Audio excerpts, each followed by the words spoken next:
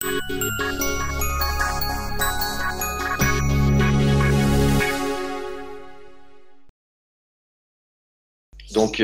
juste une petite présentation sur qui nous sommes. Une boîte qui a plus de 18 ans d'existence maintenant, qui a été fondée en 98. On a 3 bureaux physiques en Auvergne, en Brioude, qui est une petite ville au sud de Clermont, Lyon et Paris. Moi, physiquement, je me retrouve à Lyon. Et puis, on a une centaine de collaborateurs. On est une agence web marketing, mais vraiment spécialisée dans tout ce qui est référencement. Et bien sûr, le search, que ce soit en naturel et en payant, tout ce qui est display, retargeting. La publicité également sur social media, l'analytics, c'est une petite brique qu'on va voir ce matin, marketing automation également. On a quelques badges, on est Google Partner premier, on fait partie des 70 agences Google Partner premier en France, et puis on fait aussi l'achat sur Bing, LinkedIn, Twitter, Facebook, Instagram, YouTube. Voilà pour la petite presse. On rentre dans le vif du sujet. Je vais juste vous faire un petit rappel des enjeux du SEO dont Analytics en fait partie. Les meilleurs KPI à suivre en règle générale. Donc forcément, il y a des choses qui vous touchent un peu plus ou un peu moins selon votre activité, votre objectif, et ainsi de suite. On va voir un peu qu'est-ce qu'on peut faire en termes de tracking, toujours de façon simple. L'idée là, c'est de ce webinaire, c'est vraiment de faire comprendre qu'est-ce que fait l'outil, et de comment l'utiliser de la bonne manière. Et puis après, c'est sûr qu'en 45 minutes, on ne pourra pas faire une formation vraiment complète, mais c'est vraiment se faire poser les bonnes questions et essayer de se dire, tiens, j'ai envie d'aller plus loin qu'avec Analytics. Voir un petit peu les tableaux de bord aussi, parce que ça, c'est quelque chose qui est super important et qui vous permet d'avoir une synthèse très rapidement et périodiquement sur les bons KPI que vous avez choisis. Et puis voilà. Bonjour à ceux qui nous rejoignent. N'hésitez pas si vous avez des questions. Donc, c'est vraiment. Ah, vous avez des petits bruits sur le bruit. Ah, c'est bon, je vois Jamel, il a coupé son son, donc ça peut peut-être aider. Dites-moi si c'est toujours bon ou pas. Je pense que ça va être. Ouais, ok. Merci Jamel pour avoir coupé. Donc n'hésitez pas si vous avez des questions à interagir sur le chat. Donc juste un petit rappel des gros enjeux SEO 2016 et pourquoi je vous fais ce rappel parce que Analytics en fait partie. En fait, tout ça pour dire que c'est bien de faire du référencement, de faire venir du trafic qui soit naturel ou payant, mais quel qu'il en soit, aujourd'hui, le trafic coûte de plus en plus cher, trafic qualifié, j'entends. Donc, c'est vrai que c'est très important aussi d'analyser son audience et d'apporter une meilleure expérience utilisateur à son client. C'est pour ça que j'ai entouré également la partie mobile. Parce que, comme vous le savez, dépendamment du secteur et de votre cible, mais une grosse partie du trafic aujourd'hui se passe sur les supports mobiles, les tablettes, les smartphones. Et Analytics vous aide également à améliorer cette expérience utilisateur. On va le voir de par certains KPI qu'on va regarder. Donc, c'est un gros enjeu. Et aujourd'hui, Google Analytics vous donne énormément de données. C'est des milliers, voire des milliards si on combine tous les filtres, les segments, les choses comme ça. Donc, c'est bien d'aller fouiner partout, d'y passer une journée, 2 journées, 3 journées, mais c'est peut-être pas pertinent. Et moi, ce que je vous conseille, c'est déjà de vous faire poser les bonnes questions, ce dont j'ai besoin. Donc, on va le voir. On va vous montrer certains KPI importants, certains tableaux de bord importants, notamment dans l'e-commerce. Structurer vos données, dire quels sont mes objectifs, ce dont j'ai besoin, comment j'en ai besoin, de quelle manière, à quel moment. Et surtout, utiliser Google Analytics comme un outil d'aide à la décision et donc de plan d'action. Parce que analyser les données, regarder les données, c'est bien, les analyser, c'est bien, mais les utiliser, c'est mieux. Voilà. Donc, c'est vraiment le conseil que je vous donne. Et ça va de même pour le ranking. Se dire ouais, je suis premier sur tel mot ou deuxième ou troisième, c'est bien, mais être bien positionné sur un mot qui vous amène pas de trafic ou être bien positionné sur un mot qui vous amène pas de chiffre d'affaires, ce n'est pas forcément intéressant. Voilà. Je vois qu'il y en a 2 personnes qui n'ont pas le son. J'espère que c'est en cours. Ok, à Marseille, il y a du son. Ok, super. Donc, pour conclure sur ce point de l'importance de Google Analytics, c'est quoi? C'est que vous savez, les robots de Google qui parcourent les milliards de sites par jour, par seconde, par minute, sont de plus en plus humains aujourd'hui. Si vous apportez une bonne expérience utilisateur à vos internautes, le robot de Google également va avoir une bonne expérience.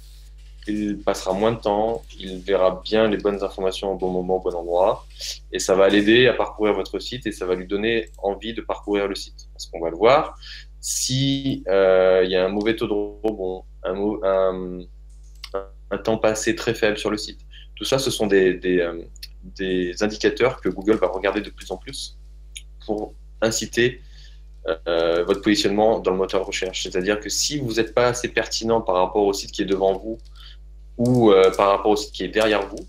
Celui qui est derrière vous, qui a un meilleur taux de rebond, qui a une meilleure conversion, qui a un meilleur temps passé, et ainsi de suite, Google, à un certain moment, peut se dire, tiens, pourquoi sur celui qui est après, il y a une meilleure expérience? Et ben moi, je vais le favoriser, je vais le mettre plutôt devant celui qui a une mauvaise expérience. Donc, c'est pour ça que Google Analytics peut vous aider à améliorer l'expérience utilisateur, et l'expérience utilisateur peut vous améliorer le référencement. Voilà, c'est vraiment ce que je voulais vous dire par cette phrase.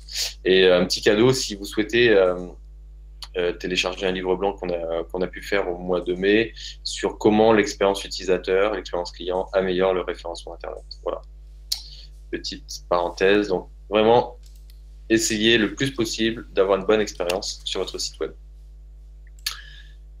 Au niveau des KPI, donc il y en a beaucoup, beaucoup, beaucoup. J'en ai repris 8 les plus intéressants dans votre, globalement et focus sur le e-commerce.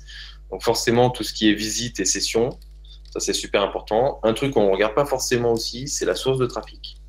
Parce que de plus en plus, par exemple, le social prend une part importante dans les sources de trafic. Donc se dire, tiens, je mets du budget en place, j'ai embauché un community manager, je passe du temps sur LinkedIn, sur Twitter, sur Facebook. Est-ce que c'est pertinent? Est-ce que ça m'amène est-ce que ça m'amène du trafic? C'est important de pouvoir le mesurer. Donc bien sûr, mes visiteurs. Un truc qu'on ne regarde pas assez, c'est le nombre de pages vues, notamment dans le e-commerce. Si vous avez un catalogue produit de 1000 produits, que vous avez que 50 pages vues, se dire tiens, pourquoi déjà se faire un plan d'action sur les 50 pages vues les plus importantes et faire vraiment un focus là-dessus et y passer du temps et les optimiser. Le temps moyen passé sur le site et le temps passé sur chacune des pages, on va voir le détail de ça. Le taux de rebond, bien sûr. Le taux de conversion, super important pour notamment les pages paniers, les pages contacts, toutes les pages qui peuvent inciter une conversion, quelle qu'elle soit. Et si vous faites des leviers payants ou pas, savoir le coût d'acquisition d'un client ou d'un internaute, et in fine, le chiffre d'affaires que peut vous rapporter ce client, cet internaute. Voilà. Ça, c'est rien de fantastique jusqu'à là, mais pour moi, c'est les 8 KPI que vous devez avoir en tête régulièrement. Et là où c'est un peu plus innovant, c'est de vous dire que ces KPI-là, c'est bien de regarder la moyenne, le temps passé moyen, le taux de rebond moyen, le taux de conversion moyen, tout ça, c'est bien. Par contre, le conseil du jour, c'est vraiment… Un KPI, c'est indicateur clé de performance. Qui performance indicateur. C'est vraiment regarder ces indicateurs-là sur chacune des pages, sur chacun des devices, des supports, et sur chacun des canaux d'acquisition.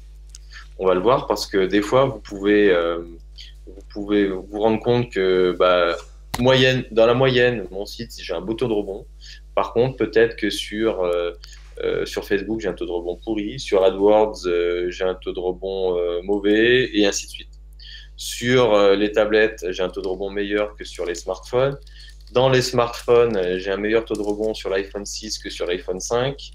Vous pouvez vraiment aller dans la granularité de ça pour se dire, il faut que j'apporte une expérience fantastique sur toutes les pages, sur tous les devices, et sur tous les canaux. C'est pas parce qu'il vient de Facebook il doit repartir au bout de 2 secondes.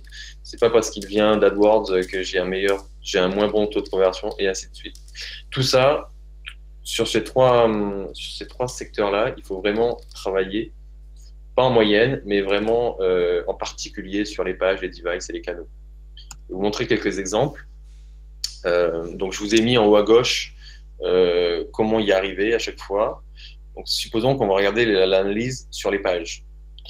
Donc, vous avez, donc vous voyez pas ma souris, mais sur la première ligne, 61 236, c'est le nombre de pages vues, visite unique, temps moyen, entrée, taux de rebond, et ainsi de suite. Donc, la première ligne de la colonne, du tableau, pardon, ce sont les indicateurs moyens.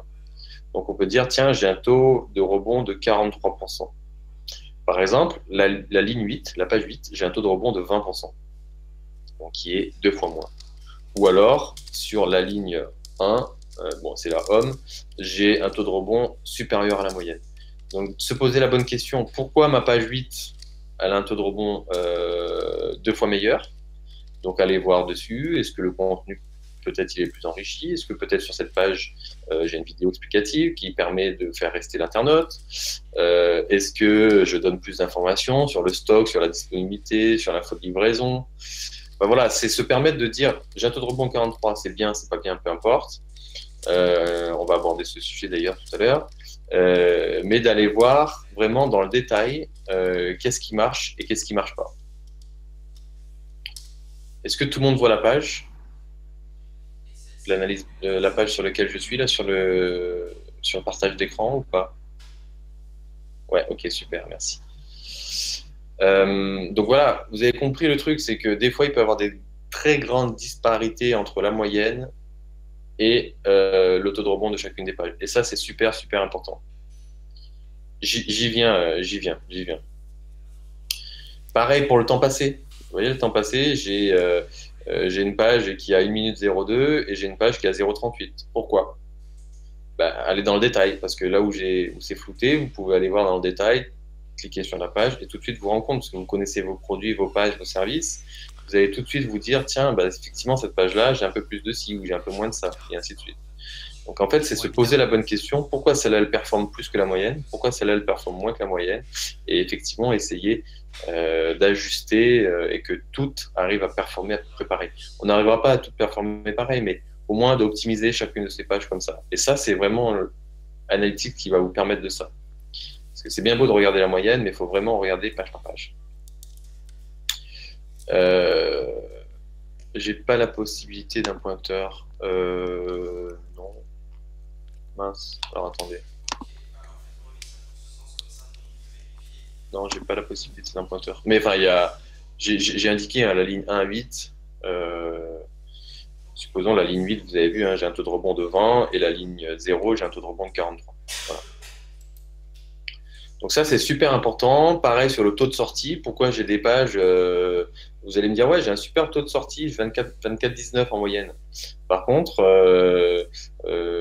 sur la ligne 2, je suis à 29. Sur la ligne 5, cette page, elle fait sortir beaucoup plus. La ligne 6, cette page, elle garde beaucoup plus les internautes. Je suis à 11,57. Pourquoi cette page, elle fait garder beaucoup plus les gens? Voilà, tout ça, c'est des indicateurs qui doivent vous permettre de réfléchir et vous poser les bonnes questions et d'adapter la bonne recette sur les autres pages. Ensuite, on peut faire cette segmentation et cette analyse par support, par device. Donc les devices, vous en avez 3. Vous avez le desktop, vous avez le mobile, donc le smartphone, et vous avez la tablette. Donc vous allez me dire, oui, forcément, on a une meilleure expérience sur le desktop, la tablette en deuxième, mobile en troisième. Vous avez à peu près raison. Alors Stéphane, le taux de sortie, c'est le nombre de personnes qui, sur cette page, sortent du site. Donc vous avez à peu près raison. Par contre, on peut encore une fois aller dans la granularité du mobile et se dire, sur le mobile, le Samsung Galaxy S6 qui a une résolution de temps par temps, j'ai un taux de sortie ou j'ai un taux de rebond de 40. Par contre, sur le Samsung Galaxy S7 qui a une plus grande résolution, j'ai un meilleur taux de rebond. Ben, ça va vous permettre de dire peut-être que mon site il est responsive, il est adapté, mais il est généraliste, il n'est pas adapté à chacune des résolutions. Vous allez me dire, est-ce que je peux le faire? Est-ce que je peux jouer avec? Est-ce que ça peut être un élément d'action? Peut-être pas. Mais en tout cas, ça peut vous permettre de dire, bah, tiens, je vais favoriser peut-être telle ou telle résolution quand je vais refondre mon site et ainsi de suite. Ça peut vous permettre de dire, tiens, je vais accélérer mon site web. Tiens, je vais mettre du contenu différent de par le fait qu'il vient sur le mobile ou de par le fait qu'il vient sur une tablette. Parce qu'on peut adapter aussi le contenu Un site responsive, c'est juste adapter la résolution, mais on peut également faire adapter le contenu en fonction des devices, donc mobile ou tablette. Donc se dire, tiens, peut-être je vais afficher quelque chose de plus light sur le mobile, peut-être de plus lourd sur la tablette, et ainsi de suite. Vous voyez, c'est des questions que vous pouvez vous poser pour vous dire, est-ce que ça marche, est-ce que ça marche pas, et comment améliorer tout ça. Je ne sais pas si c'est clair sur les devices. Dites-moi, hein, n'hésitez pas. Voilà, super. Et dernier point que vous pouvez aller analyser également, c'est par rapport aux canaux d'acquisition. Vous voyez, le search, le trafic direct, le trafic payant, le trafic référent, les autres, les emails, le social. Donc en fait, se dire, tiens, pourquoi sur mon social, je suis à 73%, alors que sur mon taux de rebond moyen, je suis toujours à 43%, et pourquoi sur mon taux de rebond sur le social, je suis à 75%. Ou pourquoi enfin voilà, encore une fois, c'est analyser la moyenne, c'est bien, mais vraiment essayer de rentrer dans le détail pour se voir, pour essayer d'améliorer, par exemple, votre communication sur le social. Parce que vous allez vous dire, tiens, il y a beaucoup plus de gens qui repartent tout de suite. Ils passent très peu de temps, vous voyez, sur le social, ils passent 58 secondes par rapport à la recherche qui passe 3 minutes 22. C'est à peu près normal, mais peut-être qu'il y a des optimisations à faire. Pareil, vous voyez, l'emailing, ça marche très très bien en l'occurrence. J'ai un temps passé de 2 minutes 19, donc j'ai raconté une belle histoire.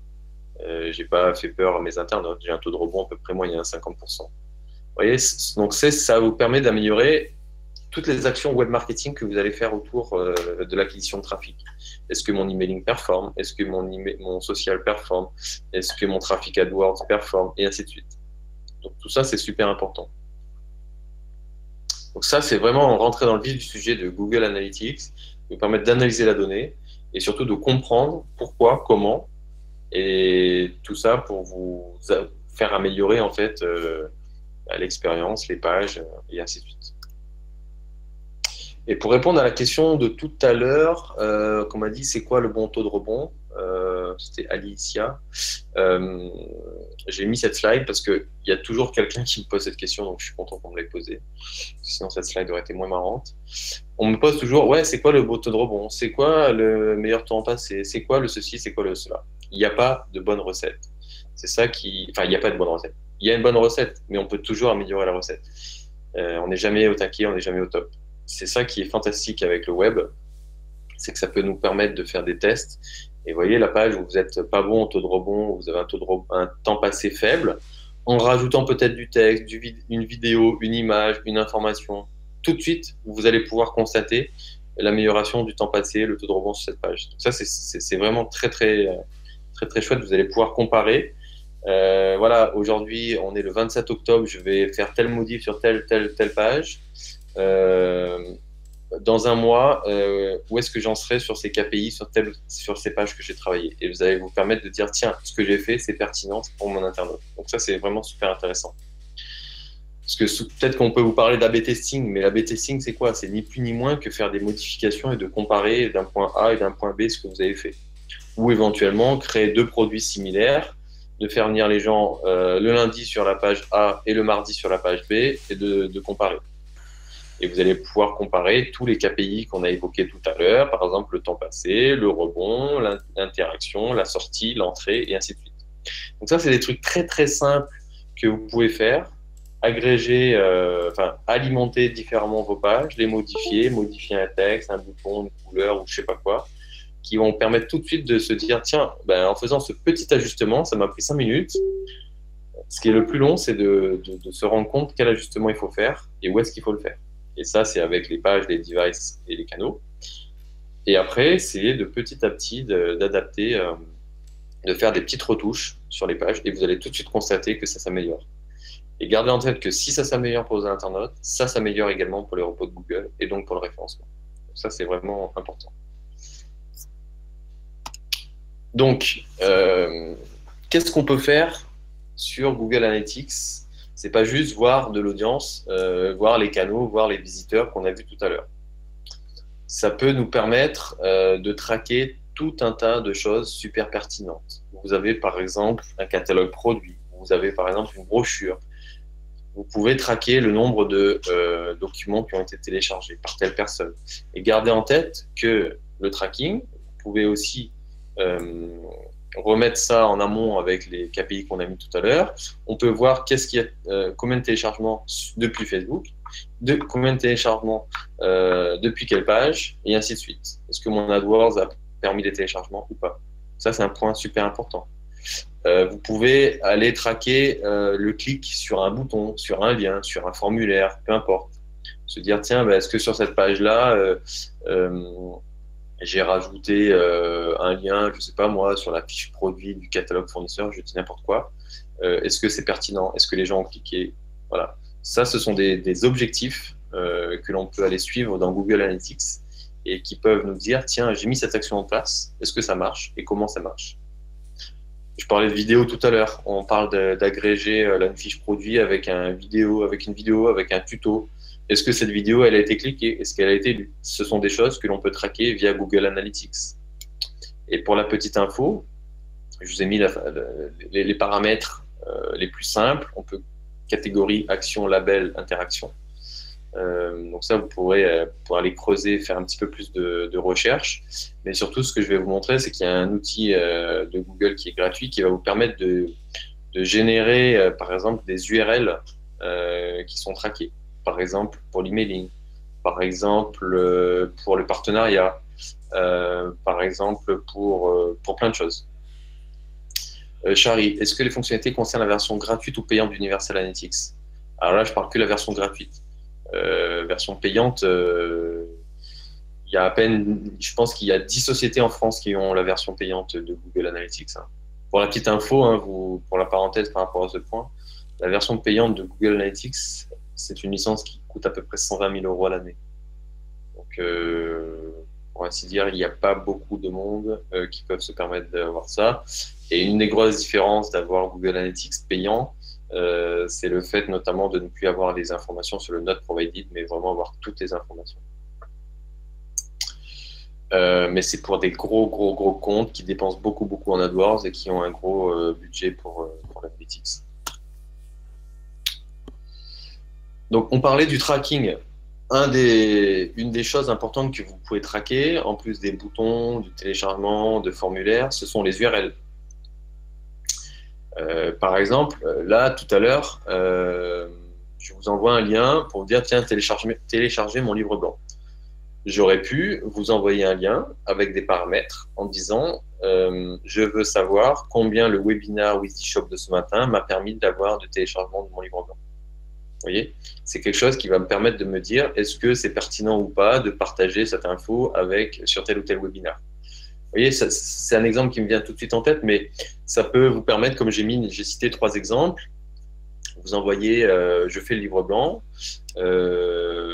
avec WizDshop, je l'envoie à WizDshop, je vais dire, tiens, est-ce que le partenariat avec WizDshop m'a permis d'avoir des téléchargements du livre blanc?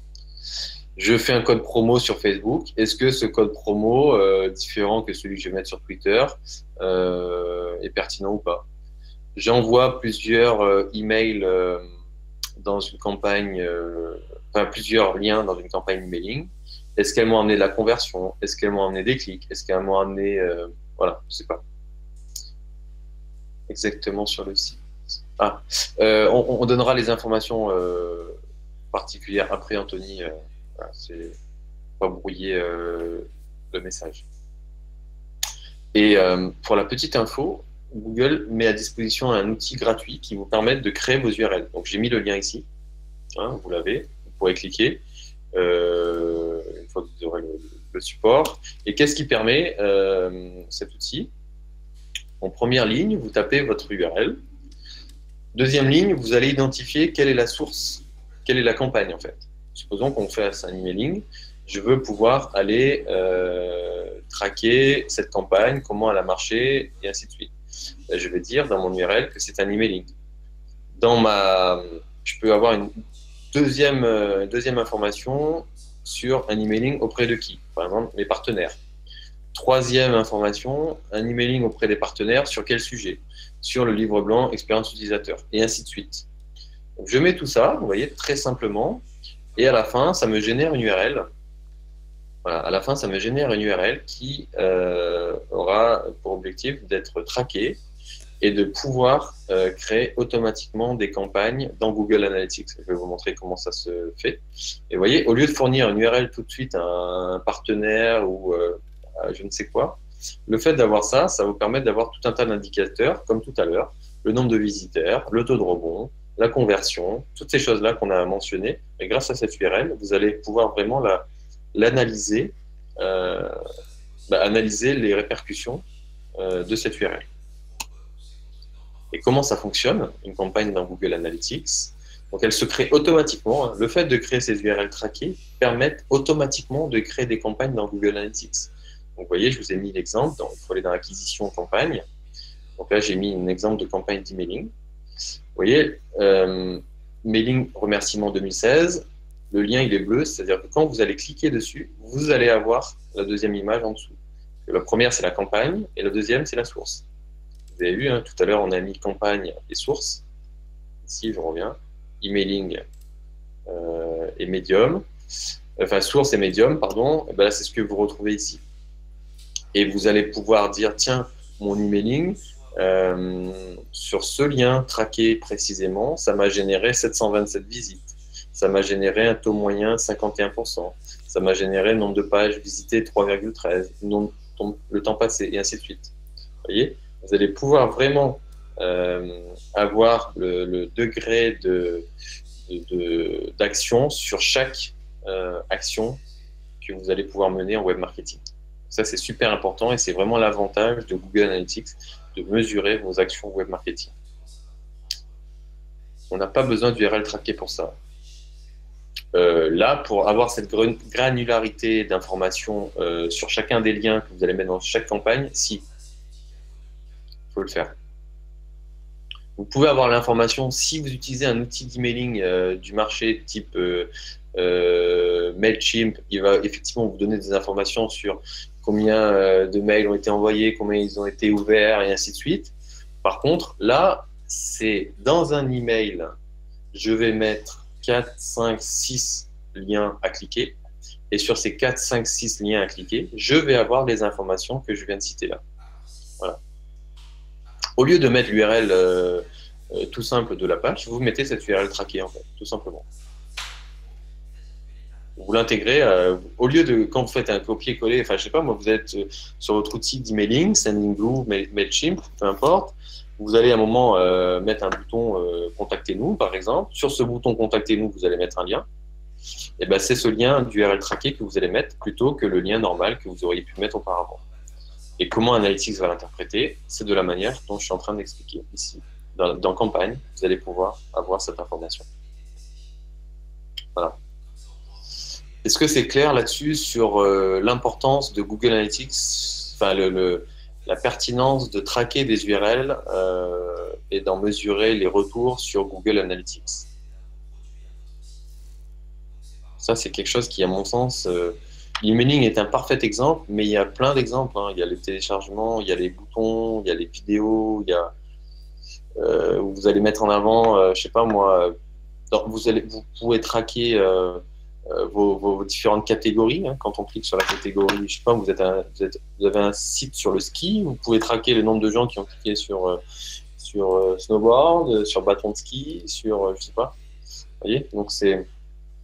Après, encore une fois, hein, traquer c'est bien, mais gardez en tête un seul objectif, à quoi ça va me servir et qu'est-ce que je peux en tirer. Donc, si ça vous ne sert à rien dans ce cas-là, ne le faites pas. Si ça peut vous permettre d'améliorer quelque chose et de vous dire, tiens, cette campagne, elle est mal exploitée, cet emailing, il n'a pas été performant, cette catégorie de produits dans l'emailing, à chaque fois que je la pousse, elle n'est pas cliquée, ou alors les gens, ils préfèrent dans un emailing plutôt cliquer sur le code de réduc plutôt que venir sur notre site. Vous voyez, c'est ces informations qui vous permettent de dire de façon factuelle qu'est-ce qui marche ou qu'est-ce qui ne marche pas.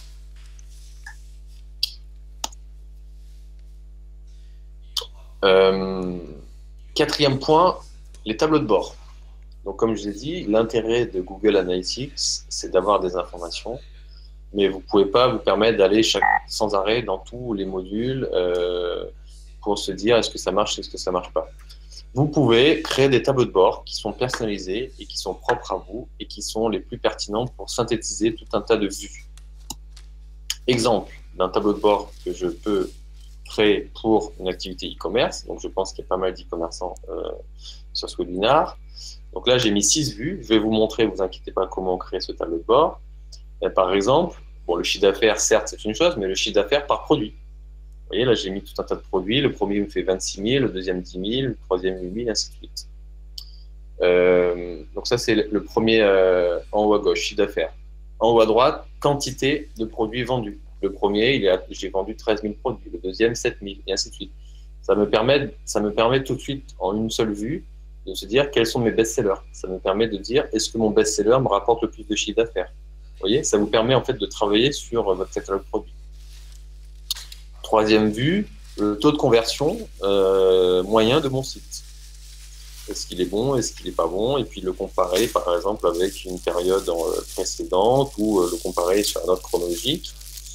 Quatrième vue, mon chiffre d'affaires. Tiens, il s'écroule en ce moment. Bon là, juste pour info, c'est une activité très saisonnière, donc c'est normal qu'il y ait un écroulement à ce moment-là. Donc se dire, tiens, comment ça marche? Est-ce que ça marche pas? Pour la petite info, vous pouvez même, j'en parle pas là, mais parce qu'on n'a pas le temps, mais vous pouvez même aussi mettre des alertes dans Google Analytics pour dire, tiens, envoie-moi un email si ce jour-là, je fais pas un chiffre d'affaires de 1 000 €, par exemple. Le nombre d'objectifs réalisés, mais les objectifs, c'est pas que les objectifs de vente, c'est les objectifs de conversion que l'on peut se mettre. Tout à l'heure, j'ai parlé de téléchargement d'un livre blanc. Un objectif peut être le nombre de téléchargements d'un livre blanc. Est-ce que j'en ai eu 50, 100, 200 voilà. Et puis après, bien sûr, le nombre de trafic, donc le nombre d'utilisateurs qui sont venus sur mon site web. Vous voyez, ça peut être un tableau de bord simple, efficace, que vous allez devoir ou vouloir analyser de façon hebdomadaire, mensuelle ou peu importe. Je vous donne quand même d'autres exemples de tableaux de bord qui peuvent être pertinents. Si vous avez une activité, par exemple, dans le B2B, toujours en e-commerce, mais dans le B2B, je revends à des professionnels ou j'ai plusieurs points de vente ou que sais-je, se dire, tiens, est-ce que mes gens, ils viennent plutôt de la région Rhône-Alpes? Est-ce qu'ils viennent plutôt, moi je suis installé à Nice, est-ce mes visiteurs viennent plutôt à Nice parce que j'ai un magasin à Nice, ou ils viennent plutôt de Strasbourg parce que j'ai un partenaire à Strasbourg? Vous voyez, je suis en train de mettre en place une campagne de social selling. J'ai informé tout le monde en interne qu'il faut maintenant communiquer sur Twitter, sur LinkedIn. Est-ce que Twitter, LinkedIn m'apportent des visiteurs? C'est des indicateurs que je vais devoir suivre pour mesurer le fait que j'ai investi du temps et de l'argent sur le social media. Est-ce que ça m'apporte des visiteurs ou pas? Ou je fais juste et finalement ça ne me sert à rien? Est-ce que mes nouveaux produits sont consultés?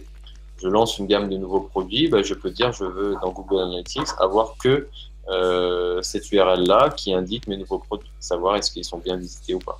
Voilà. Ça peut être un exemple de tableau de bord dans un secteur professionnel. Et troisième exemple, dans le e-tourisme, peut-être c'est un secteur qui demande beaucoup, qui a de plus en plus d'importance en termes de trafic sur les supports mobiles. Donc me dire, est-ce que mon trafic augmente sur le mobile, sur la tablette, et ainsi de suite. Donc mettre ça dans un tableau de bord. Est-ce que je veux voir, je sais pas, moi j'ai mis en place un programme de fidélité, je veux voir, est-ce que mon trafic c'est plutôt des nouveaux visiteurs ou c'est des gens qui reviennent, et ainsi de suite. Tout ça, je vous ai mis e-tourisme, B2B, e-commerce, mais vous pouvez mixer comme vous voulez les différentes vues et vous faire votre propre tableau de bord. Voilà. Donc ça, c'est super important. C'est pour ça que vous aurez chacun votre propre besoin de voir plutôt c'est le chiffre d'affaires, plutôt la localité, le trafic, le taux de rebond, les nouveaux produits, et ainsi de suite. Donc vous pouvez vous créer votre propre tableau de bord. Alors donc, comment on crée un tableau de bord? Tout simple. Vous allez dans un différent module. Donc là, je suis par exemple dans le module, je sais pas moi, audience utilisateur actif, par exemple. Sur 3/4 des modules, vous avez en haut un bouton que j'ai entouré en rouge qui s'appelle Ajouter au tableau de bord. Donc vous allez sur la vue que vous voulez et vous dites, je veux ajouter cette vue-là dans mon tableau de bord personnalisé. Donc, il va vous dire, est-ce que tu veux l'ajouter plutôt en ordre chronologique, est-ce que tu vas l'ajouter plutôt en tableau, et ainsi de suite. Et juste ça l'ajoute au tableau. Si vous avez un tableau de bord existant, il va vous dire, est-ce que tu veux l'ajouter à tel ou tel tableau de bord. Vous pouvez avoir plusieurs tableaux de bord. Ou si vous n'avez pas de tableau de bord, il va vous dire, tiens, est-ce que tu veux créer un tableau de bord et comment tu veux l'appeler. Voilà, c'est assez simple de se faire tout de suite des vues synthétisées pour vous dire, tiens, bah, je veux ajouter cette vue-là ou cette vue-là à un tableau de bord. Et la beauté, c'est qu'une fois que vous avez fait votre tableau de bord, donc j'ai entouré en rouge les choses à cliquer, une fois que vous avez fait votre tableau de bord, vous allez pouvoir aller dans mon tableau de bord, email, et me dire, tiens, je veux recevoir ce tableau de bord toutes les semaines, tous les mois, tous les mercredis, peu importe, pendant 6 mois, pendant 12 mois. Et voilà, me recevoir automatiquement le PDF. Comme ça, vous savez que tous les lundis matins, vous allez recevoir votre tableau de bord de la semaine passée. Qu'est-ce qui s'est bien passé, qu'est-ce qui s'est mal passé. Le lundi, vous faites votre plan d'action, je vais améliorer ci, ça, ça, ça. Et puis, vous vous rendez compte tout de suite de l'amélioration sur la semaine d'après. Voilà pour moi l'importance des tableaux de bord. Donc, par exemple, vous avez, je vous ai dit, il faut travailler chacune des pages, chacun des devices, chacun des canaux. Vous allez vous faire un tableau de bord sur ces trois secteurs. Et puis après, vous allez dire, tiens, ben voilà, je suis en train d'améliorer cette semaine, j'améliore la page, les pages catégorie ski. Et ben, est-ce que cette page catégorie ski a performé un peu plus que la semaine dernière? Voilà. Gardez en tête, plan d'action, mesure des actions. Voilà. Pour conclure, avant de passer aux questions, l'avantage du web, c'est qu'on peut faire du test, et tout de suite mesurer la pertinence du test. Donc, faites des tests, analysez votre donnée, créez des tableaux de bord pour pouvoir, de façon très rapide, voir ce qui marche pas, et comprendre, et surtout agir. Donc, prenez des décisions suite à ça. Tirez des enseignements sur pourquoi le taux de rebond est meilleur sur Facebook et pourquoi il est moins bon sur Twitter, ainsi de suite. Travaillez chacune de vos pages. Au final, ce que vous allez avoir, c'est deux choses. Meilleure expérience utilisateur, mais meilleure expérience visiteur. Et si vous avez ça, vous aurez un meilleur référencement naturel. Voilà les 6 messages que j'avais à vous dire. Donc juste ça, c'est le bonus, c'est le téléchargement du livre blanc, vous pourrez le retrouver. Donc voilà, moi ce que j'avais à vous dire ce matin là, pendant ces presque 40 minutes. On a encore une dizaine de minutes de questions, si vous voulez, des questions un peu générales. Si vous avez des questions un peu plus particulières ou plus techniques, peut-être qu'on fera ça autrement que sur le chat commun. Mais voilà, je suis à votre dispo encore quelques minutes pour répondre.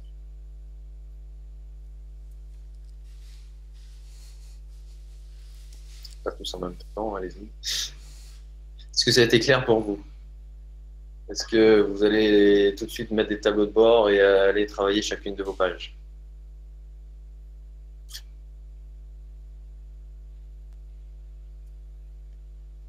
Est-ce que vous avez peut-être des retours d'expérience e-commerçants pour vous dire, tiens, bah, attention, il faut peut-être regarder ce KPI de telle manière et je sais pas, je suis à l'écoute, retour d'expérience, faire bénéficier aux autres, les bonnes pratiques, ou les mauvaises d'ailleurs.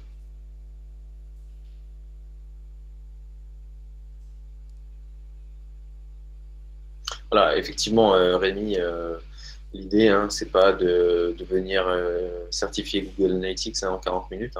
C'est vraiment de rafraîchir ou de même de faire comprendre qu'il y a certaines choses qu'on doit regarder vraiment spécifiquement et de se faire poser les bonnes questions. Voilà, c'est l'objectif de ce webinaire. Après, vous allez devoir creuser. Ben, au moins, vous en êtes conscient et vous allez pouvoir mener un plan d'action, Jean-Luc, précis sur comment, pourquoi ne pas aller dans tous les sens et pas tout faire. Très bien.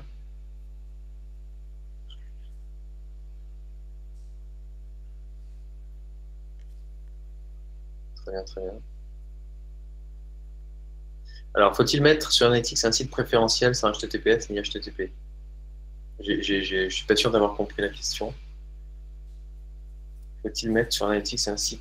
Ouais, peu importe, HTTPS ou HTTP pour Google Analytics, hein, du moins. Si c'est ça la question. Hein. De toute façon, vous ne pouvez pas avoir les deux. Hein. Vous ne pouvez pas avoir ni un HTTPS et un HTTP. Hein. C'est soit l'un soit l'autre. Surtout pas avoir les deux, parce que là, c'est un site dupliqué, contenu dupliqué, blacklist de chez Google. Hop, terminé. 15 prison. Enfin, pas prison, mais 10e page.